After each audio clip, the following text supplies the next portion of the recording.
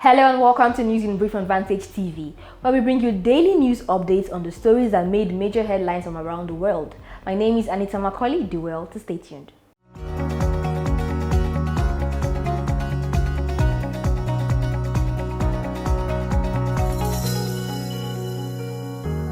On the national news, FEC approves action plan on human rights.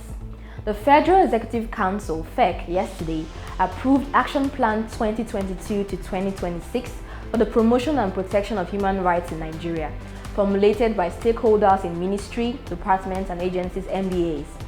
This was announced by the Attorney General of the Federation and Minister of Justice, Abubakar Malami.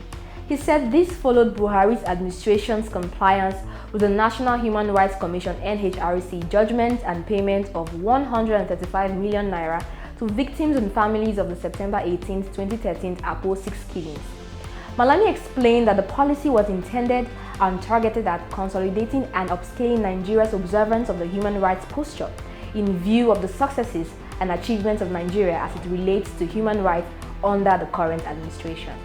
NAFDAC to begin clinical trial tests for malaria vaccine. The Director General of the National Agency for Food and Drug Administration and Control, NAFDAC, Professor Mojisola Adeyeye, said yesterday that the approval process for the R21 Matrix M malaria vaccine requires more clinical trials before its full use. Recall that NAFDAC made public development of the vaccine about 2 weeks ago. Professor Adeyeye, who disclosed this in an interview, noted that development in a country's governance was a contributing factor to the persistence of malaria in Africa.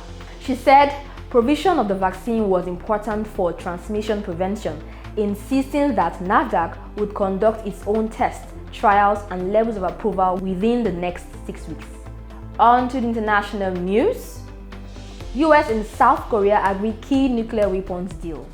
The US and South Korea have secured a landmark deal to counter the North Korean nuclear threat. Washington has agreed to periodically deploy US nuclear-armed submarines to South Korea and involve Seoul in its nuclear planning operations. In return, South Korea has agreed to not develop its own nuclear weapons. The Washington declaration will strengthen the allies' cooperation in deterring a North Korean attack, US President Joe Biden said. Concern has been rising on both sides about the nuclear threat posed by North Korea. Pyongyang is developing tactical nuclear weapons that can target South Korea and refining its long-range weapons that can reach the US mainland. The US already has a treaty obligation to defend South Korea and has previously pledged to use nuclear weapons if necessary. Pope Francis gives women historic rights to vote at meeting. The Pope will for the first time allow women to vote at an influential global meeting of bishops in October, a move that has been welcomed as a historic first. The new rules announced on Wednesday will give 5 religious sisters voting rights at the Synod, which is a papal advisory body. In the past, women were only allowed to attend the gathering as observers. Men will still cast the majority of the votes at the influential gatherings.